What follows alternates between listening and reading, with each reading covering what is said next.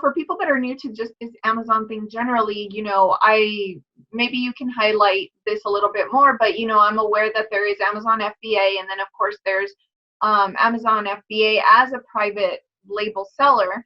And so those two things are different. Can you expand on that? So I am a Amazon FBA retail arbitrage, online arbitrage, and wholesale model sales. That's my model, right? So I've been a retail arbitrager for 4 years. I've been doing online arbitrage, so retail arbitrage is the act of purchasing saleable goods in retail stores, right? Brick and mortars, and selling them, reselling them on e-commerce sites. And then online arbitrage is buying things online and flipping them online. And then wholesale is securing wholesale distributor contracts and using those contracts to sell things online, right? And then private label is private label and then white label, a little bit different. So private label, you're really going to be inventing a product that's solving a problem of a customer, where you're really diving into a niche, finding a hole, like finding, they don't have this for, like, let's just say you love cats and they don't have this product for cats. So now I'm going to go and I'm going to develop this product and I'm going to bring it to market. And so that's a private label seller. And then, so it's different than arbitrage, much different, because that's like you're inventing something, you're solving a problem for the customer, and then you're bringing it to market.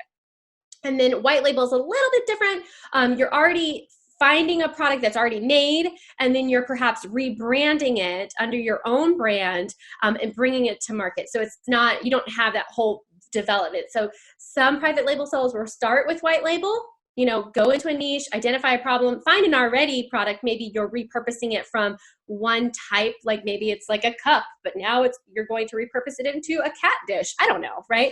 But then you're going to go to the next layer, which is private label, and you're going to actually invent something and then solve your customer's problem. So those are kind of like the business models. So I'm over here in retail arbitrage, online arbitrage, and wholesale. And then my friends are private label, white label. So why do you find FBA, what you do, more beneficial than private label? So the cost of entry is much lower for retail arbitrage, online arbitrage, and then wholesale, right? Because I can go and I can just spend $20 at Walmart and sell things online. When you're doing private label and you're developing a product, maybe you have to buy a mold, all of that costs a lot more. The cost to enter that niche is more expensive. So a lot of people will start with retail arbitrage, get a feel for it, online arbitrage, retail arbitrage, wholesale, and then they will, you know what? I have a feel for this niche, let's say cats. We're just going to stay with cats. And now I've identified a problem that none of the retail outlets are selling online or anything. And I'm going to take that capital that I've made from retail arbitrage, and I'll fund my private label business. So that's kind of, it's just about what kind of capital are you walking in with? Do you have 50 grand to open a private label business? Or are you working with, a little bit of money, maybe manifesting it on the side with other businesses, and then, growing your business through RA and OA? Do you think FBA sellers eventually move their way to private labeling, or do you find that most people just stay there? Well, I guess it depends on the person and the niche, because I know that I've done RA, now I've done OA, now I'm doing wholesale, and then in year 5 and 6, I am going to do my first PLs. So it just kind of is about the person, where they want to go. Maybe they want to be an inventor, maybe not. So it's really just kind of how you evolve as an entrepreneur. And then even, taking it private label, selling it on Amazon, but then also selling it, maybe you're going to sell it to, retail stores, so it's just kind of wherever your path takes you and wherever you pick the learning, right? Mm-hmm. Well, that sounds great. And so what kind of branding goes into what you do? I mean, because it sounds like there is a large branding aspect that goes into private labeling, because it's kind of like your own product. But what about in your situation? What amount of branding goes into it? Right. So we don't have any specific branding because I'm selling, Nike shoes and groceries and Valentine candy. Like, it's already brands that are already on the website that are already established. So RA and OA, you're not changing any kind of brand. If you're going to white label or private label, that's where you would do a whole brand, brand building. So you can go and sell any kind of brand, like Nike, Puma, Adidas, I don't know, all types of food brands, like you could sell veggie chips if you wanted to. Is that how it works on FBA? So as a brand new seller, you're going to walk into an account that is restricted or gated, right? So Amazon wants you to prove that you're a good seller. So when you first, like if you open your account today, you could probably sell some books, you could sell some grocery, maybe a few toys, but you're going to be restricted in a ton of categories and a ton of brands until you prove yourself. So you have good metrics, you're shipping good, you have good products that sell well. And then as you show Amazon that you're a good seller, that you're meeting all of their needs, their customers' needs, then over time, you'll get granted open, like we call it ungating, auto ungating or ungating. Now that's just, as you graduate, I have freshman, sophomore year. And then also if you have wholesale contracts with any grocery supplier, something like that, then you can use the invoices from your contract to purchase 10 of one item or 10, depending if it's clothing, 10 of one parent variation. And then you can get ungated that way, right? So if I was brand new, but yet I have been working, maybe I have like a supplement store or something like that. Well, I can use, if they allow it, I can use my wholesale supplement invoices to build an e-commerce, business on Amazon. But if you're brand new, right out of the gate, you're going to open up your app and you're going to be able to sell, there's going to be a lot that you can sell, just not all the big ones, right? Not Nike and Under Armour and Adidas.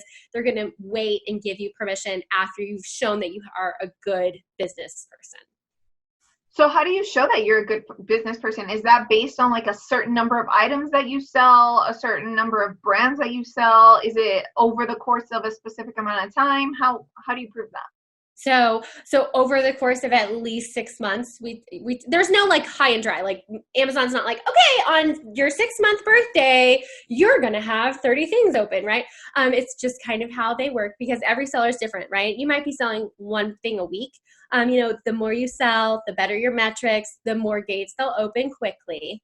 And then there are restrictions in Q4 specifically for toys, toy brands, and then if you're a brand new seller, right? So if you were going to open an account today, January 30th, then I would say just start selling anything that you're approved for that is profitable. Obviously, we're still here to make a profit. And then as you walk through your year, keeping really good metrics, replying to your customers before 24 hours, all of those things that you'll learn in your Seller University videos. And then in Q4, they'll give you some guidelines on if you can or cannot sell toys.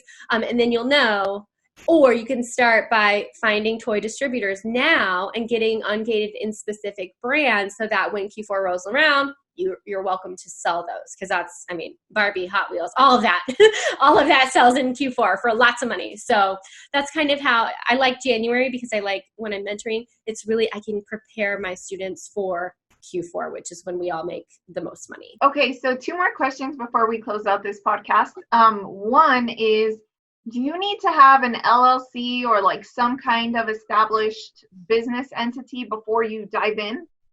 So no. Right? When you start selling $10,000 a month, you have to have business insurance. It is recommended. I always say, if you're going to treat it like a business, if you're going to be selling on Amazon in any capacity, I would encourage you to get an LLC to protect your personal assets and your EIN number so you can start building that business credit. So even just having a bank account, right? A business bank account. So it's not required. Amazon has requirements with regards to when you need to have business insurance. But for me, as a coach or mentor, I'm going to encourage you to get those things to protect your personal assets. Great. And what else do you need? A little bit of capital and a lot of hustle, right?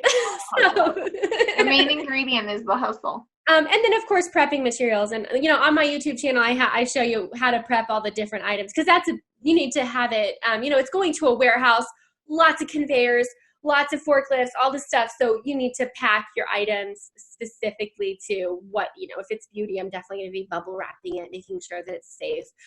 So those are things that you need to think about before you go. But I mean, if you're going to sell books, you could just get a pack of poly bags, send in some books, start manifesting that capital, and then keep moving up through the categories. Okay, and my last question is, when you go to YouTube and you type in Amazon coach, Amazon sellers, FBA, I mean, I feel like it is saturated, yeah. What do you feel about that? I mean, do you feel like Amazon's ever going to be so oversaturated that there's just no more room for even one more seller?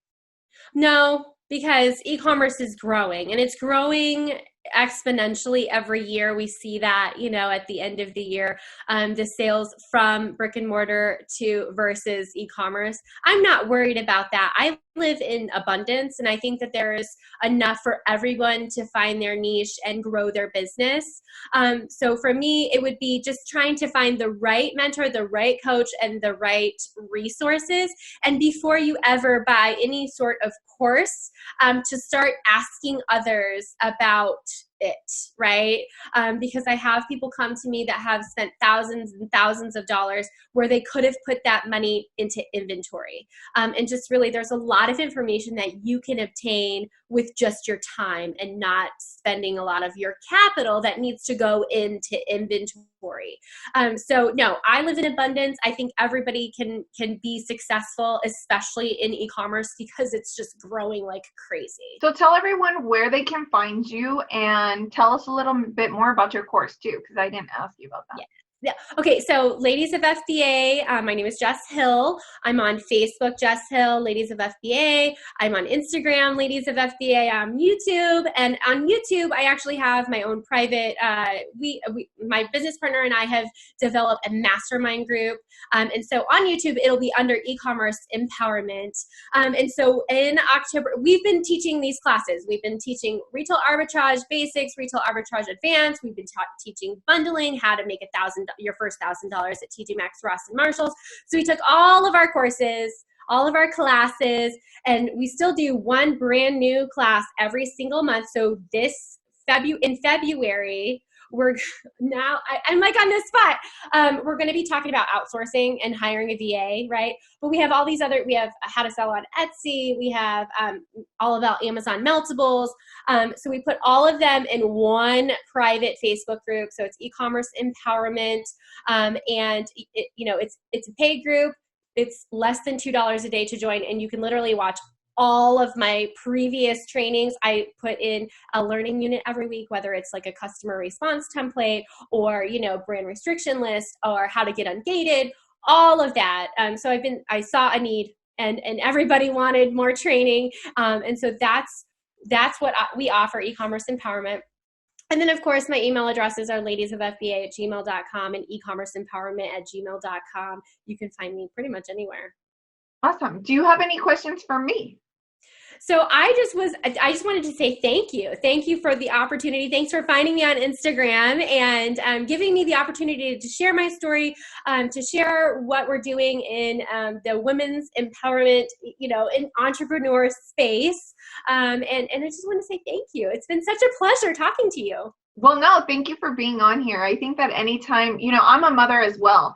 And so I think that anytime we can share information like this with mothers, most especially, to kind of help them, there's a tendency to sometimes feel like you're helpless because you either have to be supported by your significant other or you have to struggle finding a job, trying to make ends meet, spending less time with your kids. And so this is a flexible way to help you kind of like pave your Amazon journey and be successful at it. And you're an example of that. So I thank you for sharing this information.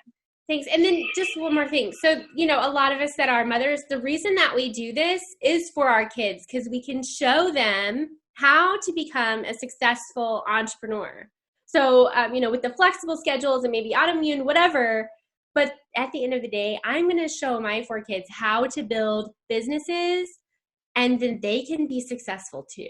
So, it's both. It's empowering to us as entrepreneurs, as moms, as women in e-commerce. And then always, you know, our kids are the reason we do all of this, right? 1,000% agree. All right, Jessica. Well, I want to thank you so much. Is it Jessica or Jess? Both. Okay. Well, in any case, I'm just saying thank you for being on the podcast and sharing all this great info. It's my pleasure. Thank you so much.